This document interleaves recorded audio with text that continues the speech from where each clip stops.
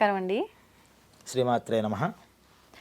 నవరాత్రుల్లో 4వ రోజు, 3వ రోజు అన్నపూర్ణాదేవి, అందరికీ అన్నం పెట్టే దేవత. ఆమెను ఎలా ఆరాధించాలో తెలుసుకున్నాం. మరి 4వ అవతారం ఏంటి? ఆ అమ్మవారిని ఏ రకంగా మనం ప్రసన్నం చేసుకోవచ్చు అంటారు? అరుణాంకరుణాతరంగితాక్షీం ధృతపాశాంకుశపుష్పబాణచాపాం అణిమాదిభిరావృతాం మయూఖైః అహమిత్యేవ విభావయే భవానీం. 4వ రోజు శ్రీ లలితా త్రిపుర సుందరి యొక్క అవతారాన్ని ఆచరించడం అనేది సంప్రదాయంలో ఉంది. ఈ లలితా త్రిపుర సుందరి ఎవరు అంటే మణిద్వీప వర్ణన అని అందరికీ అలవాట్లో ఉంటుంది. ఎవరికైతే ఇళ్ళు సుఖశాంతులు కావాలో వాళ్ళందరూ కూడా ఈ మణిద్వీప వర్ణనని పారాయణ చేస్తూ ఉంటారు. అందుకనే నూతన గృహప్రవేశాలు చేసిన తర్వాత కూడా ఈ మణిద్వీప వర్ణనని అక్కడ గృహప్రవేశం చేసినటువంటి ఇళ్లలో చదవడం కూడా మనం చూస్తూ ఉంటాం. అంటే భోగభాగ్యాలు, సిరి సంపదలు, అష్టైశ్వర్యాలు ఒకటేమిటి ఏం కావాలో అన్నీ ఇచ్చేటటువంటి దేవత ఈ లలితా త్రిపుర సుందరి. ఈవిడ ముగ్గురమ్మల మూలపుటమ్మ అని కూడా చెప్తూ ఉంటారు. అన్ని దేవతా శక్తులు కూడా ఆవిరి నుంచే ఆవిర్భవించాయి. అందుకనే ఈ లలితా త్రిపుర సుందరిని చిదగ్నికుండ సంభూత దేవకార్య సముద్యత, దేవతల యొక్క కార్యాలని చేయడానికి సిద్ధింప చేయడం కోసం చిదగ్నికుండ నుంచి ఆవిర్భవించిందిట అమ్మవారు.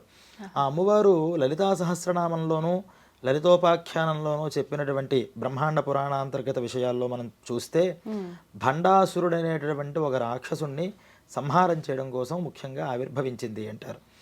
ఈ లలితా త్రిపుర సుందరి గురించి ఆరాధన చేయని వాళ్ళు కానీ, లలితా సహస్రనామం తెలియని వాళ్ళు కానీ స్త్రీలలో మన ప్రాంతంలో మన దేశంలో ఉంటారు అని చెప్పడం కూడా చాలా తక్కువ, చిన్న విషయం. సాధారణంగా 199 మంది లలితా సహస్రనామం తెలియని వాళ్ళు ఉండరు. వివాహంలో కూడా మాంగళ్య గౌరీ అని మంగళసూత్రానికి మాంగళ్య గౌరీ పూజ చేస్తారు. ఆ మాంగళ్య గౌరీయే లలితా త్రిపుర సుందరి. అటువంటి లలితా త్రిపుర సుందరిని 4వ రోజు ఆరాధనగా చేయమన్నారు.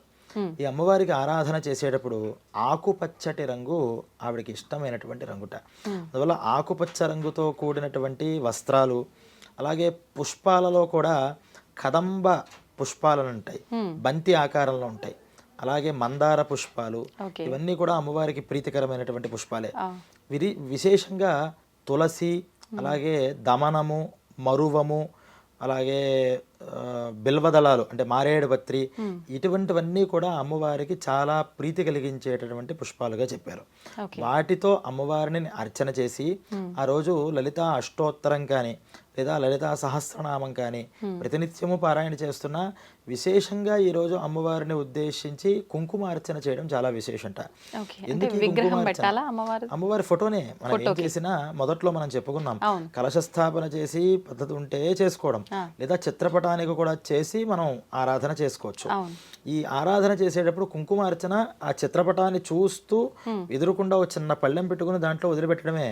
అవే అమ్మవారి పాదాలు, ఎక్కడ లేదు ఆవిడ మన భావన. అందుకనే ఈ లలిత అష్టోత్తర శతనామ స్తోత్రంలో భావనామాత్ర సంతుష్ట హృదయాయై నమో నమః అని చెప్పారు. అంటే ఎన్ని పూలతో పూజ చేశారు అని చూడదట అమ్మవారు, ఎంత భావనతో చేసావు, నేనున్నానని తలిచి చేస్తున్నావా అని.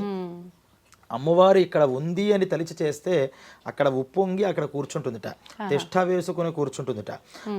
అందువల్ల ఈ లలిత అష్టోత్తర శతనామాలు కానీ లేదా సహస్రనామ స్తోత్రాలతో కానీ కుంకుమార్చన చేయడం, అమ్మవారికి పులిహోర, అలాగే పెసరి బూరెలని, పెసలతో చేసినటువంటి బూరెలు, ఆ బూరెలు కూడా అమ్మవారికి చాలా విశేషంగా ప్రీతిగా ఉంటుంది. అందువల్ల ఈ పెసర బూరెలు పులిహోరతో అమ్మవారిని నివేదన చేసి ఆరాధన చేసుకోవడం వల్ల సమస్త స్త్రీలకి కూడా, స్త్రీలకు ముఖ్యంగా కావాల్సింది ఏంటి? సౌభాగ్యం కావాలి. ఏదైనా భర్తని ఎన్ని మాటలు అనుకోనివ్వండి, ఏం చేయనివ్వండి, ఏదైనా ఇంత ఇబ్బంది భర్తకు వస్తే మళ్ళీ మనస్సు వెలవెల్లాడిపోతూ ఉంటుంది. పాపం ఈ మగవాళ్ళకి అంత ఉండదు. భార్యకి ఏం జరిగినా సరే వదిలేస్తారు, కానీ భార్యలు పాపం అలా వదలలేరు. ఎన్ని ఉన్నా సరే, ఇంత ఇబ్బంది వచ్చినా సరే మొదట బాధపడేది ఇంట్లో ఎవరికి ఏ ఇబ్బంది వచ్చినా స్త్రీలు. అటువంటి స్త్రీలకి కావలసిన సౌభాగ్యం అంటే భర్త యొక్క సంక్షేమం అంతా కూడా అమ్మవారు ఇస్తుందట. అలాగే పిల్లల అభివృద్ధిలో ఉండాలి, సంతానం బాగుండాలి. మనం చూస్తున్నటువంటి ఏ స్త్రీ అయినా సరే అనేక రంగాల్లో ఉంటున్నారంటే ఏమిటంటే వాళ్ళకి ఏదో నాకు ప్యాషన్ కోసం నేను ఉంటున్నానని చెప్పే స్త్రీలు సాధారణంగా ఉండరు. ఎవరు ఏం చెప్పినా మా పిల్లల భవిష్యత్తు బాగుండాలి, మా కుటుంబం బాగుండాలి, మా పెద్దవాళ్ళు బాగుండాలి అని ఇంకోళ్ళ కోసం జీవించేటటువంటి జీవితం స్త్రీది. అంత ఔదార్యం. అందువల్లే ఈ స్త్రీలకి మాతృస్థానాన్ని ఇచ్చారు. అటువంటి స్త్రీలకి అమ్మవారు ఎల్లప్పుడూ వెనకాన ఉండి సంతాన క్షేమానికి కావాల్సినవన్నీ ఇస్తుందిట. సుఖ సంతోషాలు ఇస్తుంది కుటుంబంలో మనం చేసేదానికి. వీటిలో ముఖ్యం ఏంటంటే కుంకుమార్చన అమ్మవారికి చాలా ప్రీతి.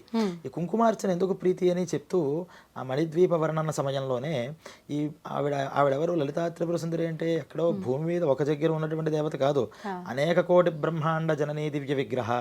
ఎన్నో బ్రహ్మాండాలకి కూడా ఆవిడే అమ్మ. ఈవిడ ఎక్కడ ఉంటుంది అంటే మణిద్వీపం అనేటటువంటి ద్వీపంలో ఉంటుందిట. అది ఎక్కడ ఉంది? ఇటువంటి యూనివర్సులన్నిటికీ కూడా చాలా దూరంగా ఉందట. ఒక యూనివర్సులో ఉన్నటువంటి ద్వీపం కాదు అది. అది అక్కడి నుంచి ఆమె యొక్క శక్తితో అటువంటి యూనివర్సులన్నిటికీ కూడా పవర్ని జనరేట్ చేస్తున్నటువంటి ఒక జనరేషన్ ప్రదేశం అది.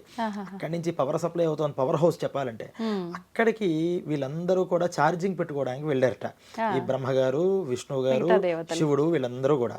ఒకసారి అమ్మవారి దగ్గరికి వెళ్ళి దర్శనం చేసుకుందాం, మళ్ళీ కొత్తగా సృష్టి ప్రారంభించాలి అని.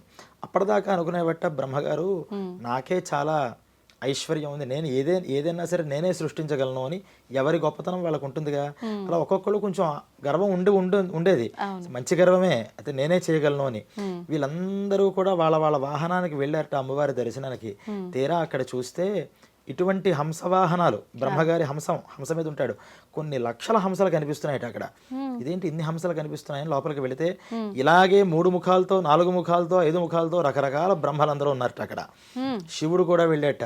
చూస్తే ఈ నందివాహనం అక్కడ పార్కింగ్ ప్లేస్ అంతా కూడా మొత్తం నిండిపోయింది. ఏంటని చూసేప్పటికి లోపలికి ఇటువంటి శివుళ్ళే చాలా మంది ఉన్నారు, ఇటువంటి విష్ణువులు ఉన్నారు. అప్పుడు వాళ్ళకి అర్థమైంది, ఓహో నా గొప్పతనం కాదు, ఈవిడ యొక్క శక్తితోనే మేము నడుస్తున్నాము అని వీళ్ళందరూ కూడా ప్రణమిల్లి ఆవిడ పాదాలకి నమస్కారం చేశారట. దేవతలు ఏం చేస్తారంటే తల మీద చక్కటి పూలన్నీ కూడా అలంకార వస్తువులుగా పెట్టుకుంటూ ఉంటారు. ఆవిడ ఒక్కసారి ఇలా కాళ్ళుకి నమస్కారం చేసేటప్పటికి ఈ పూలలో పుప్పొడి అని పైన ఉంటుంటుంది. ఆ పూలు ఎక్కడైనా తగిలాయంటే సుకుమారంగా రాలిపోతూ ఉంటాయి. ఆ అమ్మవారి పాదాలకి ఇలా తగిలించేపటికి ఆ పువ్వు స్పర్శ అక్కడి నుంచి పుప్పొడి రాలిపోతుందిట. మరి అమ్మవారి పాదాలు ఇంకెంత సుకుమారమైనవంటే ముట్టుకుంటే కందిపోతూ ఉంటాయి. ఈ పడిన పుప్పొడి తగలడంతోనే తెల్లటి పాదాలన్నీ కూడా ఎరుపు వర్ణంలోకి మారిపోతున్నాయట. మారి ఈ పుప్పొడి దాని మీద పడేపటికి ఈ పుప్పొడంతా కూడా ఆ ఎరుపుని ఆకర్షించుకుని ఎర్రగా మారిందిట. అలా కుంకుమ తయారైంది మొదట. ఆ కుంకుమ అక్కడి నుంచి ఒక చిటికెడు తెచ్చుకుని ఇక్కడ బ్రహ్మగారు ఈ సృష్టి అంతా చేశాడు. అంటే అమ్మవారి కుంకుమకి అంత ఇష్టం. ఆవిడ పాదాల మీద ఇలా పడింది కాబట్టి కుంకుమ అర్చనకి ఆవిడ ఇష్టపడుతూ ఉంటుంది. అందువల్ల 4వ రోజు లలితాదేవి త్రిపుర సుందరి ఆరాధనలో ముఖ్యంగా కుంకుమార్చన చేసి ఆ కుంకుమంతా కూడా భద్రం చేసుకుని సంవత్సరం యావత్తు కూడా ముఖానికి కుంకుమ ఖచ్చితంగా ఉండాలి స్త్రీలకి. అప్పుడే సౌభాగ్యం. ఆ కుంకుమని ధరిస్తూ ఉంటే ఎటువంటి దుష్టశక్తులు ఉన్నా సరే ఆ కుంకుమని చూసి వెళ్ళిపోతూ ఉంటాయి అని చెప్పారు.